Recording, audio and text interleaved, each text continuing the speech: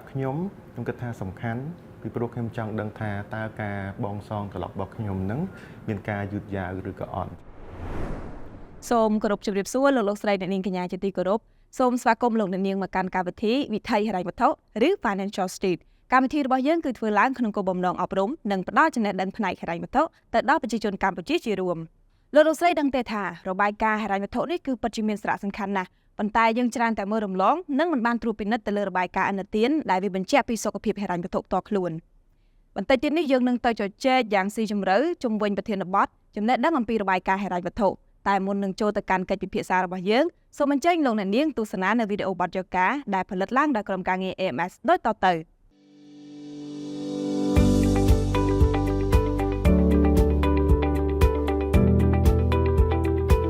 ចង់ដឹងពីបទពិសោធន៍ផ្ទាល់របស់លោកឧត្តមថាតើកន្លងមកលោកឧត្តមធ្លាប់ប្រើប្រាស់ credit card ទេបាទធ្លាប់ហើយមកដល់បច្ចុប្បន្ននេះក៏ខ្ញុំនៅតែបន្តប្រើប្រាស់ព្រោះវាផ្ដល់ភាពងាយស្រួលច្រើនសម្រាប់ខ្ញុំបាទដូចជាបទពិសោធន៍ផ្ទាល់របស់លោកឧត្តមចង់សួរដែរតើ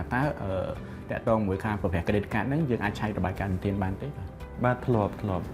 ដោយសារតែពីមុនខ្ញុំមិនได้ចាប់អារម្មណ៍រឿងរបាយការណ៍ឥណទានហ្នឹងទេតែដល់ពេលក្រោយមកខ្ញុំមានតម្រូវការខ្ញុំត្រូវការជា personal loan ណាអញ្ចឹងខ្ញុំទៅខាងធនាគារដើម្បីសុំ request loan ផ្ទាល់ខ្លួនហើយពេលហ្នឹងខាងធនាគារគេតបមកវិញថាគេសុំពិចារណាចំពោះ loan មួយហ្នឹងសិនព្រោះដោយសារតែគេឃើញប្រវត្តិឥណទានរបស់ខ្ញុំហ្នឹងមានការបងសងត្រឡប់យឺតអញ្ចឹងពេលហ្នឹងទើបខ្ញុំចាប់អារម្មណ៍ថាតកតងជាមួយនឹងការប្រើប្រាស់ credit card ក៏មាននៅក្នុងប្រវត្តិឥណទានអញ្ចឹងបន្តក្រោយមកខ្ញុំគិតថាវាមានសំខាន់អញ្ចឹងខ្ញុំក៏ទៅឆែកជាប្រចាំតកតងជាមួយនឹងរបាយការណ៍ឥណទានផ្ទាល់ខ្លួនរបស់ខ្ញុំសម្រាប់ខ្ញុំផ្ទាល់គឺខ្ញុំឆែកជាប្រចាំខែណាដោយសារតែខ្ញុំមានប្រើប្រាស់ជាមួយនឹង credit card ក៏ដូចជាខ្ញុំមានតកតងជាមួយនឹងកម្ចីផ្សេងទៀតតែសម្រាប់អ្នកដែលគាត់តែខ្ចីលុយឬក៏មានកម្ចីជាពិសេសអ្នកដែលប្រើប្រាស់តកតងជាមួយ credit card ខ្ញុំគិតថាគាត់គួរតែឆែកជាប្រចាំហើយសម្រាប់អ្នកដែលគាត់ថ្មីហ្មងគាត់អត់ដែលមានកម្ចីអីទេឬក៏ប្រើប្រាស់ credit card ទេខ្ញុំគិតថាគាត់គួរតែឆែកយ៉ាងតិចណាស់មួយឆ្នាំម្ដងព្រោះតាមរយៈបទពិសោធន៍ផ្ទាល់ខ្លួនរបស់ខ្ញុំប្រើជាមួយនឹងតកតងជាមួយនឹង app ទូរស័ព្ទហ្នឹងក៏ដូចជាធ្លាប់ទៅកាន់ office របស់គេអញ្ចឹងណាហើយគេប្រាប់ថាយើងអាចឆែកបានដោយអត់គិតថ្លៃម្ដងក្នុងមួយឆ្នាំអញ្ចឹងខ្ញុំគិតថាវាអត់មានអីត្រូវខាតបង់ទេអញ្ចឹងសម្រាប់អ្នកដែលថ្មីគាត់ឆែកទៅហើយប្រយោជន៍មួយទៀតគាត់អាចឆែកមើលថាតើគាត់អត់ដែលខ្ចីលុយគេសោះតើក្នុង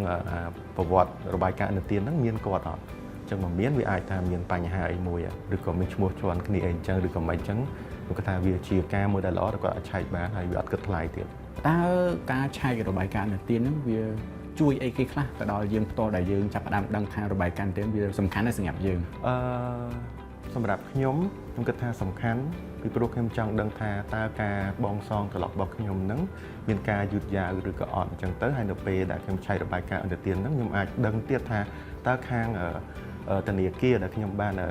ប្រើប្រាស់ជាមួយនឹង credit card ហ្នឹងគេ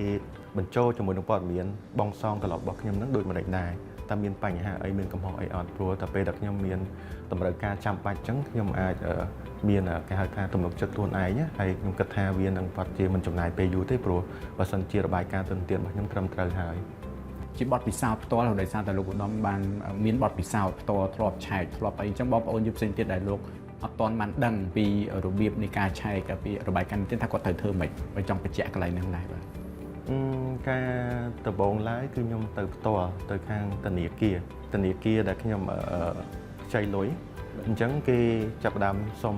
ខ្ញុំបាទហ្នឹងដើម្បីឆែករបាយការណ៍ឥណទានហើយខ្ញុំក៏សួរគេថារបាយការណ៍ឥណទានហ្នឹងបើខ្ញុំចង់ឆែកតខ្លួនរបស់ខ្ញុំអាចឆែកនៅធនាគារនឹងតបានអត់គេក៏ប្រាប់ថា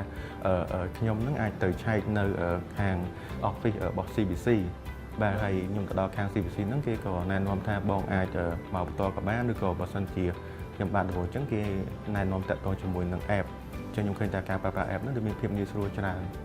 បាទអញ្ចឹងខ្ញុំអាចឆែកតាម app អញ្ចឹងទៅហើយខ្ញុំពេលដូចជាខ្ញុំ submit តាក់ទងជាមួយនឹង package របស់គេជារយៈពេលប្រចាំខែអញ្ចឹងរាល់ខែឡើងគេ send មកឲ្យខ្ញុំ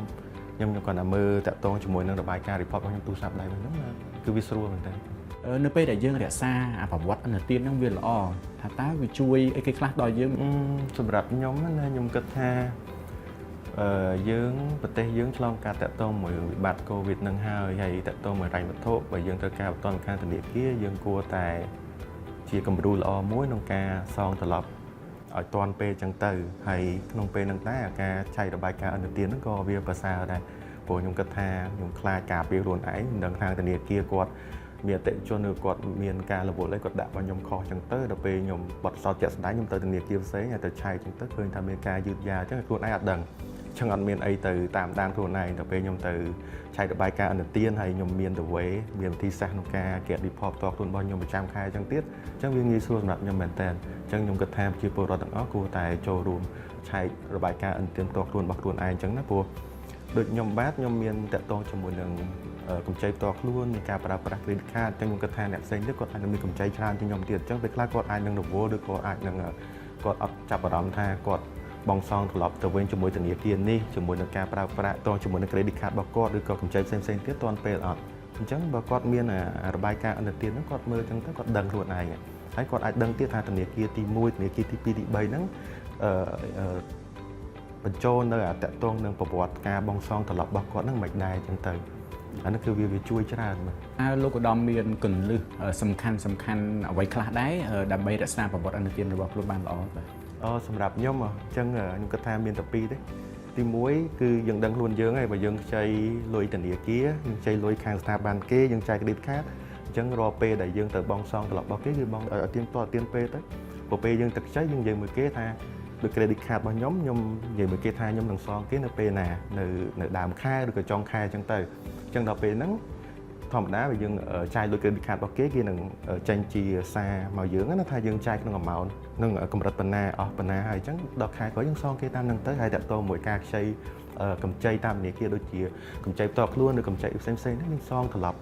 ទៅគេវិញឲ្យបានទាន់ពេលហើយមួយទៀតតាមរយៈការឆែកប្រវត្តិហិរញ្ញវត្ថុរបស់យើងហ្នឹងជាប្រចាំអញ្ចឹងដូចខ្ញុំជំរាបជូនអញ្ចឹងយើងអាចទៅខាងការិយាល័យ CBC ឬក៏ការធនាគារបើយើងអត់ដឹងយើងសួរខាងធនាគារទៅគេណែនាំយើងហើយយើងប្រើប្រាស់ជាមួយនឹង app របស់គេព្រោះឥឡូវប្រើ app ស្រួលមែនតើដូចខ្ញុំប្រចាំខែខ្ញុំ subscribe ហើយអញ្ចឹង app ហ្នឹងគេ send មកឲ្យខ្ញុំអញ្ចឹងខ្ញុំមើលជាប្រចាំអញ្ចឹងទៅវាជួយអញ្ចឹងយើងអាចដឹងណាយើងអាចដឹងថាប្រវត្តិរបស់យើងគឺសងល្អជាសាររបស់លោកឧត្តមផ្ទាល់ចំពោះអ្នកដែលគាត់ប្រើប្រាស់ credit card ហើយចំពោះអ្នកដែលគាត់មានកម្ចីរបស់គ្រីស្តានឬក៏ធនាគារថាតើលោកឧត្តមមានសារអ្វីខ្លះផ្ដាំផ្ញើទៅដល់បងប្អូនយើងដែលទាំងអ្នកដែលគាត់មានកម្ចីទាំងអ្នកដែលមិនមានកម្ចីបាទសម្រាប់អ្នកដែលមិនទាន់មានកម្ចីទេបើសិនជាគាត់បានប្រើប្រាស់ជាមួយ credit card ខ្ញុំគិតថាទី1គាត់ព្យាយាមក្នុងការ limit ខ្លួនឯងកំណត់ខ្លួនឯងក្នុងការចាយវាក្នុងការចាយអ្វីដែលចាំបាច់និងអ្វីមិនចាំបាច់ហើយក្នុងការចាយហ្នឹងក៏គាត់ត្រូវតែមានទំនួលខុសត្រូវក្នុងការបង់សងត្រឡប់ទៅឲ្យគេវិញឲ្យទៀងពេលទៅហើយសម្រាប់តែអ្នកមានកម្ចីហ្នឹងគាត់ត្រូវតែគិតដែរបើគាត់មាន plan មានគម្រោងថាក្នុងការខ្ចីលុយធនាគារ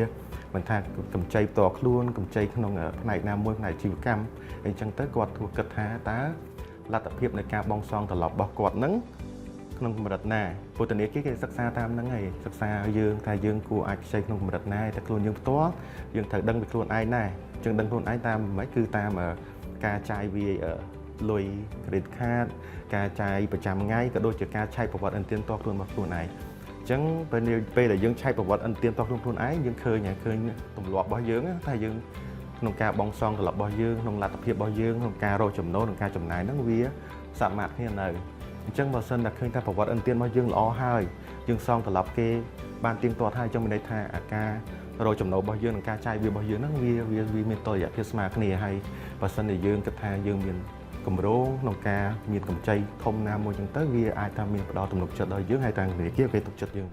ងចាសសូមអរគុណសូមស្វាគមន៍សាជាថ្មីមកកាន់កិច្ចពិភាក្សារបស់យើងដែលថ្ងៃនេះគឺយើងនឹងជជែកទៅលើប្រធានបទចំណេះដឹងអំពីរបាយការណ៍អនុទានហើយវាគ្មិនកិត្តិយសដែលនឹងចូលរួមនៅក្នុងកិច្ចពិភាក្សារបស់យើងនៅថ្ងៃនេះដែរគឺលោកខុំច័ន្ទតារាដែលលោកគឺជានាយកប្រតិបត្តិការនៃក្រុមហ៊ុន Credit Bureau Cambodia ឬហៅកាត់ថា CBC ចាសសូមជម្រាបសួរលោកពីកម្មវិធីសូមអរគុណមែនទែនសម្រាប់ការចំណាយពេលវេលាដ៏មានតម្លៃនៅក្នុងការចូលរួមជាវាគ្មិនកិត្តិយសនៅថ្ងៃនេះមុននឹងចូលស៊ីជម្រៅទៅកាន់ប្រធានបទរបស់យើងចង់ឲ្យលោកបញ្យល់បន្តិចថាតើនិយមន័យនៃពាក្យថារបាយការណ៍អនុទាននេះមានន័យយ៉ាងណាដែរ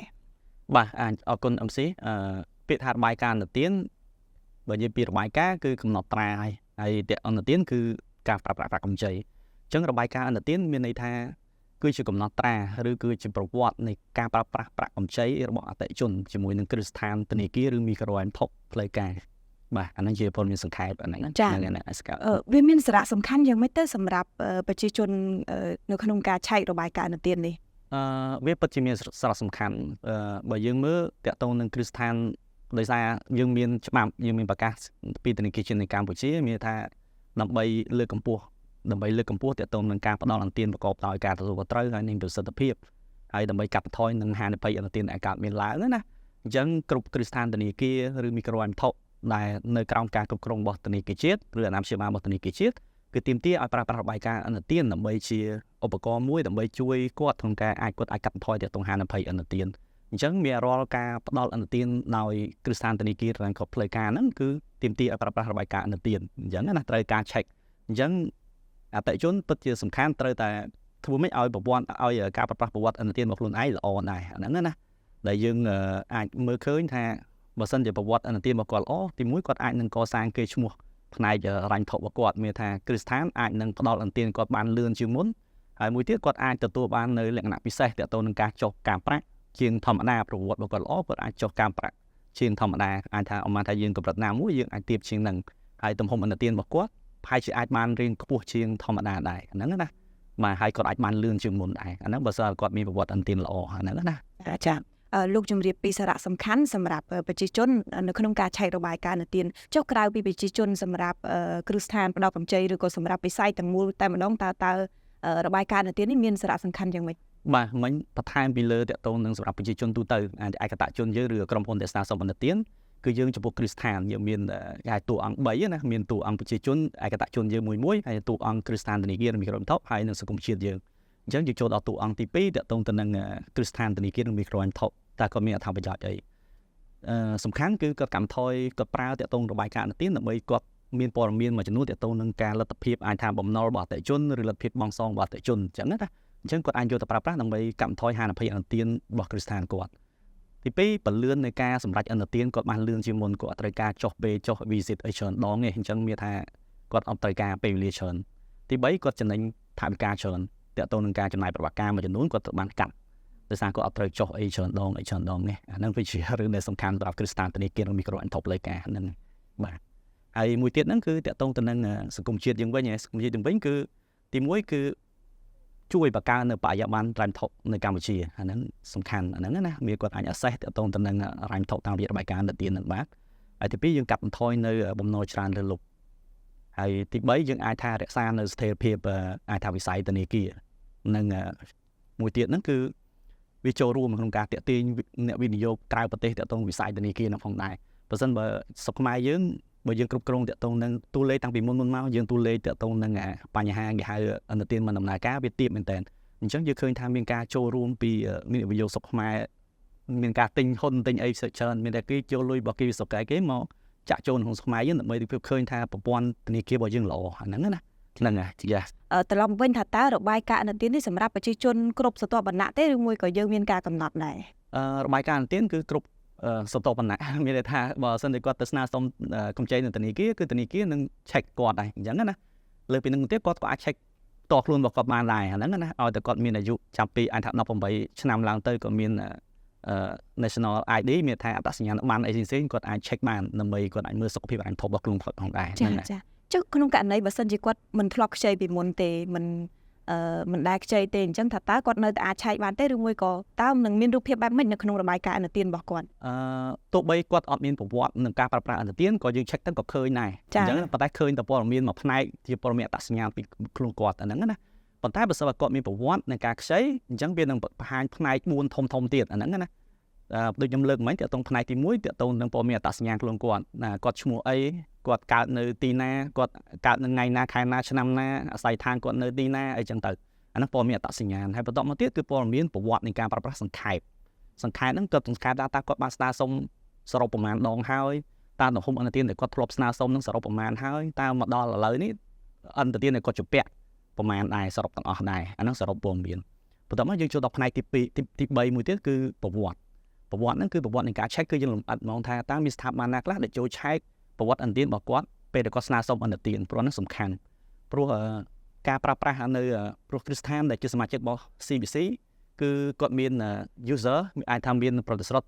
ដើម្បីចូលទៅ check ប្រវត្តិអតិថិជនប៉ុន្តែរាល់ការ check ទាំងអស់ហ្នឹងគឺត្រូវមានការយល់ព្រមពីអតិថិជនដែរអញ្ចឹងបាននៅក្នុងការស្នើសុំមានគេហៅទម្រង់នៃការស្នើសុំអន្តទានរបស់គ្រឹះស្ថានមួយគាត់មាន consent មានគេហៅ consent ហ្នឹងមានន័យថាការយល់ព្រមពីអតិថិជនឲ្យគ្រឹះស្ថាន check អញ្ចឹងកន្លែងហ្នឹងនឹងនិយាយទាំងអស់ហើយអញ្ចឹងគ្រឹះស្ថានអត់អាច check យើងដោយអត់មានការអនុញ្ញាតពីយើងបានទេ យើងអាចមើលឃើញកន្លែងហ្នឹងបើសិនបើមានខុសប្របអីណាមួយយើងអាចស្នើសុំការកែតម្រូវហ្នឹងណាហើយផ្នែកទី3ទី4តកតទៅនឹងព័ត៌មានលម្អិតលើឥណទានអញ្ចឹងការប្រើឥណទានមួយវាតែមាន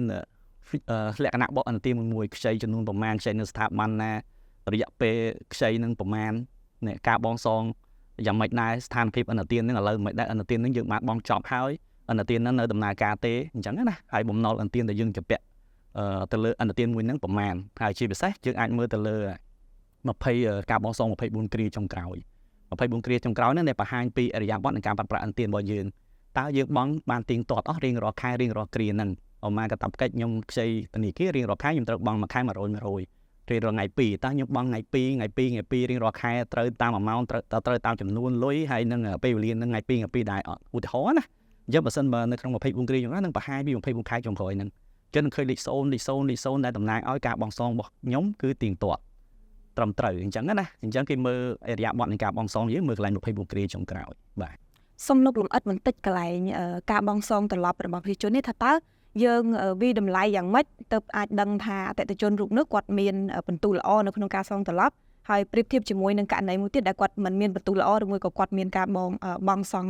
បង់សងត្រឡប់វិញយឺតអីចឹងទៅបាទនៅក្នុងបើយើងមើលនៅក្នុងរបាយការណ៍ទៀតអត់មានកន្លែងណាបង្ហាញថាអាហ្នឹងល្អមិនល្អទេវាអាស្រ័យទៅលើគោលការណ៍របស់គ្រឹះស្ថាននីមួយៗដែលគាត់អ្នកមើលណា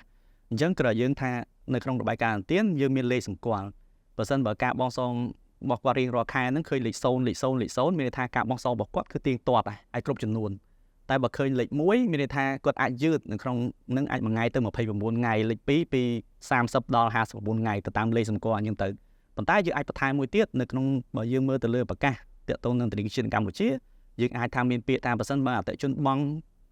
ង់មានថាបង់យឺតចាប់ពី90ថ្ងៃឡើងទៅគេអាចចាត់ចូលអាហ្នឹងជាឥណទានមិនដំណើរការអាហ្នឹងគេអាចនិយាយអញ្ចឹងហើយបើនៅក្នុងប្រព័ន្ធ CBC ប្រព័ន្ធចែកលេខព័ត៌មានឥណទានរបស់យើងវិញប្រភេទហ្នឹងយើងអាចចាត់ចូលជាព័ត៌មានអវិជ្ជមានឥណទានអវិជ្ជមានបានហ្នឹងណាបន្ថែមពីលើអ្វីដែលលោកបានលើកឡើងក្នុងករណីដែលអតិថិជនឬប្រជាជនណាម្នាក់ដែលគាត់មិនធ្លាប់ខ្ចីមិនធ្លាប់ប្រើប្រាស់កម្ចីសុទ្ធតើគាត់មានភាពចាំបាច់ទេនៅក្នុងការឆែករបាយការណ៍ឥណទានរបស់គាត់បាទបើនិយាយពីការប្រើប្រាស់របាយការណ៍ឥណទានគឺទោះបីគាត់មានប្រវត្តិធ្លាប់ខ្ចីនិងមិនធ្លាប់ខ្ចីគឺគាត់អាច check បានដូចគ្នាអញ្ចឹងបើសិនជាអ្នកដែលមិនមានប្រវត្តិប្រើប្រាស់សេវាកម្ចីប្រាក់ទេអញ្ចឹងគាត់អាចគួរតែ check នឹងអាចថាម្ដងក្នុងមួយឆ្នាំឬក៏ពីរដងក្នុងមួយឆ្នាំក៏បានប្រហែលម្ដងក្នុងមួយឆ្នាំពីច្បាប់គឺយើងតម្រូវឲ្យ free ជូនពួកគាត់អញ្ចឹងណាហើយការ check របស់គាត់ហ្នឹងគឺគាត់អាចតាមដានមើលព្រោះជាធម្មតាប្រព័ន្ធរបស់យើងវាមានការទទួលនៅព័ត៌មានពីគ្រឹះស្ថានវាអាចមានកំណត់នៅ identity ច្រើនកំណត់នៅអត្តសញ្ញាណច្រើនអញ្ចឹងវាអាចមានករណីណាមួយហ្នឹងគឺការបញ្ចូលទិន្នន័យរបស់គ្រឹះស្ថានហ្នឹងចូលមកក្នុងប្រព័ន្ធហ្នឹងវាអាចចំឈ្មោះអតិថិជនមួយនឹងដែរអញ្ចឹងណាអញ្ចឹងបើយើងអត់ធ្លាប់ទេវាឃើញមានប្រវត្តិនឹងអាចមានបញ្ហាហើយមួយទៀតតកតទៅនឹងការបញ្ចូលបើសិនបើយើងអត់បានខ្ចីទេប៉ុន្តែយើងធានាឲ្យគេអញ្ចឹងគឺទាមទារគ្រឹះស្ថានត្រូវទាមទារបញ្ចូលតកតនឹងទិន្នន័យហ្នឹងចូលប្រព័ន្ធដែរអញ្ចឹងយើងមានឈ្មោះដែរទោះបីយើងមិនខ្ចីយើងអ្នកធានាក៏យើងមានឈ្មោះនៅក្នុងប្រព័ន្ធចែកលេខព័ត៌មានឥណទាននឹងដែរហើយមួយទៀតក៏វាអាចជៀសវាងពេលខ្លះយើងបាត់អត្តសញ្ញាណគេយកលួចអត្តសញ្ញាណរបស់យើងបាត់តកតងអត្តសញ្ញាណបានហើយគេបានយកអាហ្នឹងទៅស្នើសុំ loan អីចឹងទៅស្នើសុំឥណទានអញ្ចឹងទៅអញ្ចឹងក៏វាអាចឃើញឈ្មោះរបស់យើងក្នុងនឹងដែរអញ្ចឹងករណីហ្នឹងហើយដែលយើងថាវានឹងអាចប៉ះពាល់ដល់ប្រវត្តិរបស់យើងដែរដោយសារយើងអត់ទាន់មានប្រវត្តិនឹងការខ្ចីផងប៉ុន្តែមានឥណទាននៅក្នុងហ្នឹងអញ្ចឹងអតិថិជនអាចស្នើសុំនឹងការកែតម្រូវអានោះសំខាន់មែនទែនគាត់ត្រូវការស្នើសុំនឹងការកែតម្រូវទាក់ទងប្រវត្តិដែលឥណទានហ្នឹងព្រោះប្រវត្តិហ្នឹងមិនជារបស់គាត់ផងហ្នឹងមានជនណាមួយនោះគាត់ទៅបន្លំហើយក៏មានប្រវត្តិនៅក្នុងប្រព័ន្ធទៅអាហ្នឹងណាហើយបើចំពោះអ្នកដែលមានប្រវត្តិកាន់តែត្រូវតែ check សុខភាពបរិញ្ញាថុកខ្លួនឯងតាមរយៈរបាយការណ៍ឥណទាននឹងជាប្រចាំដែរអាហ្នឹងអាចម្ដងឬពីរដងក្នុងមួយឆ្នាំដូចគ្នាដែរខ្ញុំគិតថាវាសំខាន់ដែរទីមួយគាត់អត់អាចខាតពេលវេលាច្រើនអមថាចៃដន្យអីមានព័ត៌មានណាមួយដែលអត់ត្រឹមត្រូវគឺតាមបញ្ចូលមកអមថាអតិថិជនបង់ទៀងទាត់ទេត្រឹមត្រូវគាត់បង់ទៀងទាត់ទេប៉ុន្តែចៃដន្យអីវា map system យ៉ាងម៉េចវាធ្វើឲ្យគាត់បង់អត់ទៀងទាត់ដល់ពេលដែលគាត់ទៅស្នើពេលគណៈពេលដែលគាត់ចង់ស្នើសុំឥណទាននៅកន្លែងមួយទៀតឬកន្លែងណាមួយហ្នឹងដល់ពេលគេ check របាយការណ៍ទៀតគេឃើញថាអាហ្នឹងវាអញ្ចឹងការពិតយើងបង់ទៀងទាត់ទេប៉ុន្តែវាមានបញ្ហាអញ្ចឹងដែរអញ្ចឹងមានថាពេលដែលគាត់អាច check ទៅគាត់អាចកែតម្រូវបានទាន់ពេលវេលាដល់ពេលដែលយើងមានតម្រូវការការស្នើសុំឥណទានយកមកប្រើប្រាស់នឹងមកគឺយើងអត់ខាតពេលវេលាច្រើនទេអាហ្នឹងគឺរឿងដែលសំខាន់ដែរហ្នឹងណាហ្នឹងហើយ បាទ ចាលោកស្រីអ្នកនាងកញ្ញាមិនថា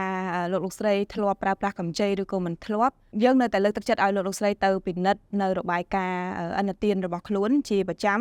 ទាំងអ្នកមិនធ្លាប់ខ្ចីទាំងអ្នកធ្លាប់ខ្ចីអ្នកដែលមិនធ្លាប់ប្រើប្រាស់កម្ចីនេះគឺ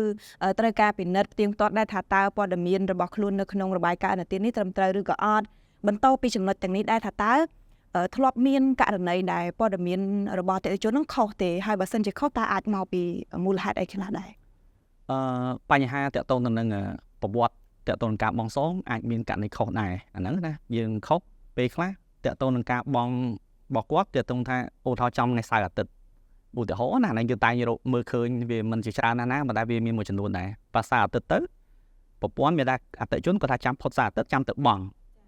យ៉ាអញ្ចឹងប៉ុន្តែនៅក្នុងschedule របស់ហ្នឹងវាចំថ្ងៃអាទិត្យហ្នឹងហើយអញ្ចឹងប្រព័ន្ធអាច capture តាក់ទងទៅនឹងហ្នឹងថាគាត់យឺតដែរមួយថ្ងៃឬពីរថ្ងៃហ្នឹងហើយអញ្ចឹងគាត់បញ្ចូលមកក្នុងប្រព័ន្ធវិញគឺយឺតដូចគ្នាដែរអញ្ចឹងអាហ្នឹងណាអាហ្នឹងជាករណីដែលយើងអាចមើលឃើញភាគច្រើនមួយចំនួនដែលយើងឃើញថាកាយអាហ្នឹងភាគច្រើនអាហ្នឹងណាប៉ុន្តែដល់ពេលយើងទទួលបានការពីគ្រឹះស្ថានដែលជាសមាជិករបស់ CVC មកគាត់ថាអាហ្នឹងក៏ប្រព័ន្ធវាអាចទៅចាប់បានអញ្ចឹងវាត្រូវតែផ្ដល់ទិន្នន័យមកមានការយឺតយ៉ាវអញ្ចឹងហើយអញ្ចឹងជាធម្មតាគាត់ជំរុញឲ្យតែជើងបង់ថ្ងៃមុនថ្ងៃអញ្ចឹងទៅតែប៉ុន្តែជាក់ស្ដែងបើគាត់បង់ហួសថ្ងៃអាហ្នឹងគេចាប់ទៅអញ្ចឹងហើយប៉ុន្តែវាអាចទៅពេលខ្លះ system គាត់មានការកំណត់របស់គាត់ដែរអញ្ចឹងយើងក៏ទទួលការនេះពីសមាជិករបស់យើងដែរបើមិនមើលគិតថាអាហ្នឹងពីបញ្ហាប្រឈមរបស់គាត់យើងនឹងកែតម្រូវជូនអតិថិជនដើម្បីឲ្យប្រវត្តិនៃការបង់សងរបស់អតិថិជនគឺល្អឡើងវិញអាហ្នឹងអញ្ចឹងអានេះវាមានកំហុសតិចអញ្ចឹងនេះគួរសមដែរហ្នឹងហើយ ចុះពីខាងគ្រឹះស្ថានហិរញ្ញវត្ថុឬក៏ពីធនាគារមកវិញក្នុងការបញ្ចូលទិន្នន័យមកក្នុងប្រព័ន្ធ CVC នេះថាតើអាចធ្លាប់មានករណីណាមួយដែលបង្កើតកំហុសណាមួយទេបើយើងថាអត់វាដូចជាមិនត្រូវវាអាចមានដោយសារយើងមានចាំក្រុមការងារដើម្បីចាំ support ទៅលើនឹងដែរអាហ្នឹងណាប៉ុន្តែយើងពីអ្វីដែលយើងជំរុញទៅគ្រឹះស្ថានមានថាពេលដែលយើងមានបញ្ហាសូមធ្វើការកែតម្រូវអតិថិជនលឿនឲ្យបានលឿនតាមអាចធ្វើទៅបានអាហ្នឹងណាកុំឲ្យចាំបាច់អតិថិជនគាត់ check របាយការណ៍ទានរបស់គាត់ឃើញហើយបានគាត់មកស្នើសុំកែតម្រូវវិញអញ្ចឹងវាអាចប៉ះពាល់ដល់សិទ្ធិអតិថិជនដែរចា៎បាទហ្នឹងបង្វែរចេញពីប្រធានបទនេះបន្តិចក្នុងករណីដែលប្រជាជនណាម្នាក់ដែលគាត់មិនទាន់បានយល់ដឹងជ្រៅជ្រះអំពីរបាយការណ៍ឥណទាននេះថាតើក្នុងនាមលោកជាអ្នកជំនាញលោកលើកទឹកចិត្តឲ្យគាត់គួរចាប់ផ្ដើមស្វែងយល់ពីចំណុចណាទៅការពិតកន្លែងចំណុចនេះការពិតបើយើង CVC របស់យើងមាន mobile app បើសិនជាគាត់អាចមានលទ្ធភាពប្រើប្រាស់ smartphone ណាគាត់អាច download តាក់ទងទៅនឹង CVC mobile app របស់យើងដែលយើងអាចមានព័ត៌មានតាក់ទងទៅនឹងចំណេះដឹងតាក់ទងរបាយការណ៍ឥណទាននឹងបន្ថែមហើយអមជាមួយនឹងមិនសូវត្រូវការស្នើសុំឥណទានស្នើសុំរបាយការណ៍ឥណទានក៏នៅក្នុង mobile app នោះមានដែរហើយយើងមាន website ហើយយើងមាន social media របស់យើងដូច Facebook ដូចអាចថាមាន Facebook មាន website មានគេហទំព័រអីចឹងទៅដែលគាត់អាចចូលទៅមើលព័ត៌មានផ្សេងៗតាក់ទងនឹងការយល់ដឹងបន្ថែមតាក់ទងនឹងរបាយការណ៍ឥណទាននឹងបន្ថែមចាយើងជឿជាក់ថាប្រជាជនយើងសឹងតែថាទាំងស្រុងហើយគាត់សុទ្ធតែមានទូរស័ព្ទវៃឆ្លាតឬយើងហៅថា smartphone ហ្នឹងអញ្ចឹងគាត់អាចបង្កើនចំណេះដឹងអំពីរបាយការណ៍ឥណទានរបស់គាត់តាមរយៈកម្មវិធីទូរស័ព្ទដែល CVC មានហើយក៏ដូចជា website របស់ CVC ផ្ទាល់ធ្លាប់តែឮគេនិយាយថាខូច CVC លោកអាចជួយបញ្យល់បានទេថាន័យនេះចង់សំដៅទៅលើអ្វីដែរពាក្យខូច CVC នេះខ្ញុំធ្លាប់ឮដែរពាក្យហ្នឹងណាប៉ុន្តែចង់ថា CVC អត់ខូចទេអាហ្នឹងមិនចង់ជាអញ្ចឹងណា CVC អត់ខូចទេ CVC គឺជាក្រុមហ៊ុនដែលយើងទទួលបានការអនុញ្ញាតនិងត្រួតពិនិត្យពីធនាគារជាតិនៃកម្ពុជាអាហ្នឹងលើសេវាចែកម្លែកព័ត៌មានឥណទានអញ្ចឹង CVC អត់ខូចទេបាទយើងជាក្រុមហ៊ុនស្របច្បាប់ហើយទី2 CVC មិនមែនជាអ្នកគ្រឹះស្ថានដែលផ្ដល់ឥណទានទៅអតិថិជនប្រើប្រាស់កម្ចីទៅអតិថិជនផ្ទាល់ទេបាទតួនាទីរបស់ CVC យើងគ្រាន់តែក្នុងការប្រមូលទទួលតាក់ទងនឹងព័ត៌មានឥណទានឬក៏ព័ត៌មានតាក់ទង check ពីគ្រឹះស្ថានធនាគារនិងមីក្រូហិរញ្ញវត្ថុដែលជាសមាជិកយើងគ្រាន់តែជាអ្នកទទួលហើយរក្សាឲ្យធ្វើឲ្យមានសុវត្ថិភាពហើយយើងយកទៅបញ្ចេញទៅឲ្យពួកគាត់ប្រើប្រាស់វិញតាមរយៈរបាយការណ៍ឥណទានពេលដែលគាត់ធ្វើការវិភាគទៅលើការផ្ដល់ឥណទានទៅឲ្យអតិថិជនអាហ្នឹងណានិយាយពីយើងអាហ្នឹងនិយាយពី CVC គឺយើងអត់ខូចទេអាហ្នឹងណាប៉ុន្តែយើងឃើញថាពាក្យហ្នឹងគឺត្រូវបានប្រើច្រើនគួរសមដែរហើយមួយវិញទៀតហ្នឹងបើជាពាក្យខូច CVC នេះមានន័យថាម៉េចអាហ្នឹងណាតាមការយល់ពីខាងខ្ញុំប្រហែលជានៅក្នុងរបាយការណ៍ឥណទានរបស់យើងណាទាំង personal ផ្ទាល់ខ្លួនរបស់គាត់ទាំងគ្រឹះស្ថានដែលគាត់យកទៅប្រើប្រាស់ហ្នឹងគឺអត់មានដាក់ពាក្យថាខូច CVC នៅលើរបាយការណ៍ឥណទានហ្នឹងទេអញ្ចឹងរបាយការណ៍ឥណទានអត់មានខូចទេអាហ្នឹងណានឹងអត់មានពាក្យណាពាក្យបញ្ជាក់ទេប៉ុន្តែពាក្យខូច CVC ប្រហែលជាអតិថិជនគាត់យល់ឃើញថាប្រហែលជាតាក់ទងនឹងការបង់សងយឺតរបស់គាត់ ការបោះសងយឺតយ៉ាវរបស់គាត់ដែលមានគាត់មាននេះកតាបកិច្ចត្រូវតែបង់ទៅគ្រឹះស្ថានណាមានការយឺតយ៉ាវអញ្ចឹងប្រហែលជាគាត់មើលទៅលើអានឹងច្រើនជាងអញ្ចឹងអានឹងជាចំណុចមួយដែលអាចកែពាក្យហ្នឹងថាទាំងអស់ហ្នឹងសុទ្ធតែជាព័ត៌មានរបស់អតិជនទេអាហ្នឹងណាអត់មានរឿងខូច CBC ឬក៏របាយការណ៍ទីបញ្ជាក់ថានឹងខូចហើយគឺយើងអត់មានទេអាហ្នឹងហើយគ្រឹះស្ថានគាត់មើលទៅលើប្រវត្តិអរិយាប័ត្រនៃការបោះសងអាហ្នឹងបញ្ជាក់កន្លែងហ្នឹងហើយចំណុចមួយហ្នឹងដែរក៏សូមជម្រាបជូនទៅពុកម៉ែបងប្អូនដែលជាអតិជនកម្ចីដែរយើងគាត់គួរតែអាចជៀសវាងអញ្ចឹងណាជៀសវាងការប្រើប្រាស់នៅកម្ចីក្រៅប្រព័ន្ធឬកម្ចីក្រៅផ្លូវការជាមួយគ្រឹះស្ថានដែលមិនមែនជាគ្រឹះស្ថានផ្លូវការណាហើយជាពិសេសមួយទៀតហ្នឹងគឺគាត់យកពាក្យខូច CBC ទៅធ្វើការតាក់ទាញចំណាប់អារម្មណ៍ទៅលើពុកម៉ែបងប្អូនទាំងអស់គ្នាហើយខ្ញុំគិតថាគួរជៀសវាងការហ្នឹងដែរគួរតែចាប់យកការផ្ដល់កម្ចីដោយគ្រឹះស្ថានដែលគ្រឹះស្ថានស្របច្បាប់ហើយផ្លូវការដូចជាគ្រឹះស្ថានធនាគារឬគ្រឹះស្ថានមីក្រូហិរញ្ញវត្ថុទី1ព្រោះគាត់មានវិជ្ជាជីវៈត្រឹមត្រូវក្នុងការផ្ដល់ឥណទានហើយទី2គឺគាត់មានអាណាព្យាបាលដែលជាធនាគារនៃកម្ពុជាជាអ្នកមើលការខុសត្រូវគាត់បើគាត់ធ្វើខុសធនាគារនឹងធ្វើការផាកពិន័យឬក៏ធ្វើការដាក់ពិន័យដក license អីពីគាត់អញ្ចឹងហើយមួយវិញទៀតហ្នឹងគឺអតិជនទាំងអស់នឹងទទួលបានកិច្ចការពារទៅតាមផ្លូវច្បាប់បើសិនបើយើងប្រើប្រាស់នៅសេវាស្របច្បាប់កម្ចីស្របច្បាប់អញ្ចឹងណាបាទអរគុណចាមុននឹងបញ្ចប់នឹងខ្ញុំសូមត្រឡប់ទៅក្រោយបន្តិចក្នុងករណីដែលប្រជាជនឬក៏អតិថិជនណាម្នាក់ដែលគាត់មានប្រវត្តិឥណទានរបស់គាត់មិនល្អថាតើមានវិធីនៅក្នុងការស្រោចស្រង់ទេតែគាត់គួរធ្វើដោយម្ដេចដើម្បីឲ្យប្រវត្តិគាត់នឹងល្អឡើងវិញតើធ្វើម៉េចដើម្បីប្រវត្តិរបស់គាត់បើសិនករណីគាត់បងសងមានការយឺតយ៉ាវហើយចាអញ្ចឹងពេលខ្ញុំអាចថា back ទៅមកវិញបន្តិចជាធម្មតាខ្ញុំចង់ជំរុញលើកទឹកចិត្តអញ្ចឹងវិញបើសិនបើយើងប្រើសេវាឥណទានជាមួយនឹងគ្រឹះស្ថាននៃផ្លូវការណាអញ្ចឹងពីអតិជនគួរតែបើយើងដឹងថាមានបញ្ហាតាក់ទងទៅនឹងការរស់ស៊ីរបស់យើងណាការរស់ស៊ីរបស់យើងឬប៉ះពាល់ទៅលើចំណូលរបស់យើងហើយណាហើយយើងនឹងថាអូប្រហែលជាតាក់ទងប៉ះពាល់ទៅនឹងការបង់សងរបស់យើងហើយអញ្ចឹងខ្ញុំជំរុញទឹកចិត្តឲ្យគាត់បានទៅជួបជាមួយនឹងភ្នាក់ងារធនាគារស្របច្បាប់ទាំងអស់ហ្នឹងដើម្បីយើងពិភាក្សាគ្នាកុំឲ្យវាអូបន្លាយអញ្ចឹងអូបន្លាយមានការបង់យឺតរហូតទៀតតែឧទាហរណ៍អញ្ចឹងណាអាហ្នឹងជាជំរុញលើកទី1ក៏ត្រូវតែធ្វើអញ្ចឹងហើយទី2បើសិនបើគាត់មានប្រវត្តិបងហើយ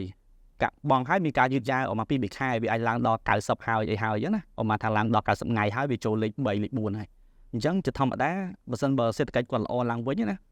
គាត់ព្យាយាមបង់ឲ្យទៀងទាត់យ៉ាងម៉េចទៀងទាត់មួយខែទៅមុខទៀតទៀងទាត់ទៅជាធម្មតារបាយការណ៍ទីរបស់យើងប្រហែលតែ24គ្រាចុងក្រោយទេអាចថា24ខែចុងក្រោយអញ្ចឹងវានឹងរំកើបដេញអាព័ត៌មានលេខ3លេខ4របស់យើងមកឃើញលេខ0រហូតអញ្ចឹងទៅ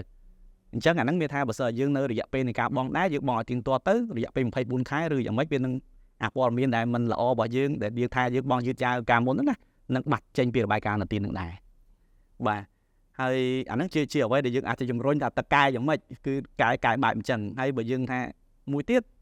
ចុះបើយើងករណីដែលយើងបានបង់មានប្រវត្តិចាប់ពីលេខ3លេខ4ហើយបន្ទាប់មកយើងបិទហើយយើងបង់ប្រាក់ជូនអតិគ្រឹះស្ថានហើយអញ្ចឹងសួរថាវាទៅណាគឺវានៅលើរបាយការណ៍ទានដែរតើអញ្ចឹងកន្លែងនេះបើនិយាយពីប្រកាសតើតើការចាត់លេខព័ត៌មានទានមានថាព័ត៌មានដែលមានចាប់ពីលេខ4ទៅណាយើងអាចយឺតចាប់ពី90ថ្ងៃឡើងទៅគឺចាត់ចូលថាជាព័ត៌មានអន្តទានអវិជ្ជមានហើយអញ្ចឹងជាធម្មតាយើងនឹងបង្ហាញតែរយៈពេល3ឆ្នាំទេ3ឆ្នាំចាប់ពីថ្ងៃដែលអតិជនបាន pay អស់ហើយចាប់ពី3ឆ្នាំទៅវានឹងបាត់អន្តទានមួយនឹងចេញពីរបាយការណ៍ទានដូចគ្នាដែរអាហ្នឹងជា message មួយប្រាប់ថាពេលខ្លះយើងអាចចាញ់បោកនៅជនការខូចមួយចំនួនថាខ្ញុំអាចកែប្រវត្តិកែបាននៅលើរបាយការណ៍ទានណាប៉ុន្តែតែរបាយការណ៍ទានអាចកែបានទេកែបានដោយករណីខ្ញុំនិយាយលើកទី1បើសិនយើងនៅរយៈពេលបង់យើងបង់ឲ្យទៀងទាត់រហូតទៅ24គ្រាចុងក្រោយវានឹងបាត់ព័ត៌មានដែលយើងធ្លាប់យឺតពីមុនព្រោះណារស់ស៊ីមិនដែរល្អរហូតវាមានករណីខ្លះវាអាចមានរអាក់រអួលខ្លះទៅទៅរឿងចំណូលអីចឹងទៅហ្នឹងហើយមួយទៀតគឺចាំតដល់ពេល3ឆ្នាំវានឹងបាត់គន្វាដែរហ្នឹងណាបាទបន្ថែមពីលើអ្វីដែលយើងបានជជែកគ្នានៅលើប្រធានបទនេះថាតើជាចុងក្រោយលោកមានជាសំណូមពរឬជាសារយ៉ាងម៉េចដើម្បីឲ្យ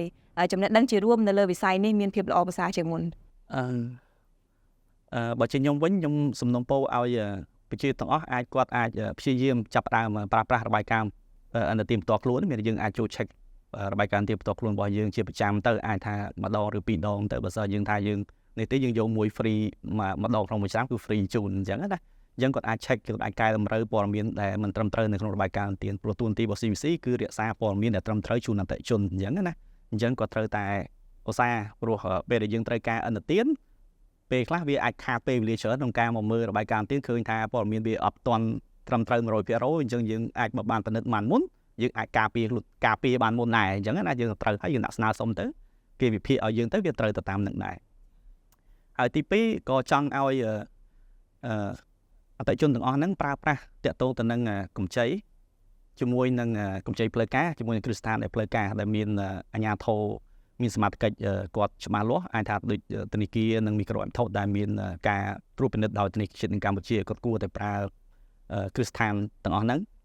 ព្រោះជៀសវាងការប្រើប្រាស់គ្រឹះកម្ចីក្រៅប្រព័ន្ធគឺយើងអត់មានកិច្ចការពារទេពេលមានបញ្ហាអីយើងអត់មានកិច្ចការពារទេអាហ្នឹងណាយើងខ្ញុំជំរុញឲ្យគាត់ជ្រើសរើសយកការប្រើប្រាស់ឥណទានជាមួយនឹងគ្រឹះស្ថានផ្លូវការគាត់នៅទទួលបានអត្ថប្រយោជន៍ច្រើនជាងអ្វីដែលគាត់នឹងព្រោះគ្រឹះស្ថានទាំងអស់ហ្នឹងគាត់អត់គិតពីអីរបស់យើងទេជាមួយគិតថាធ្វើម៉េចធ្វើឲ្យយើងទទួលឥណទានពីគាត់យើងរីកចម្រើនអញ្ចឹងក៏អត់មើលទៅលើតែប្លង់ផ្ដល់កម្ចីមកដើម្បីរឹបអូសយកប្លង់រឹបអូសយកទ្រព្យធានារឹបអីទេគឺគ្រឹះស្ថានផ្លូវការក៏អត់មានគោលនយោបាយហ្នឹងទេអាហ្នឹងណាបាទលោកស្រីនាងកញ្ញាបន្ទាប់ពីកិច្ចពិភាក្សារបស់យើងកន្លងមកនេះពីកម្មវិធីក៏យើងមានចំណុចសំខាន់មួយចំនួនដែលចង់រំលេចផងដែរនិយមន័យនៃពាក្យថារបាយការណ៍ឥណទាននេះគឺសំដៅទៅលើប្រវត្តិនៅក្នុងការសងត្រឡប់របស់អតិថិជនទៅកាន់គ្រឹះស្ថានផ្ដល់កម្ចីផ្លូវការណាមួយហើយវាពិតជាមានសារៈសំខាន់មែនទែនសម្រាប់ប្រជាជននៅក្នុងការឆែករបាយការណ៍ឥណទានរបស់ខ្លួនជាពិសេសសម្រាប់អ្នកដែលមានបំណងនៅក្នុងការប្រើប្រាស់កម្ចីដែលអាចជួយឲ្យពួកគេអាចទទួលបានកម្ចីនេះលឿនជាងមុន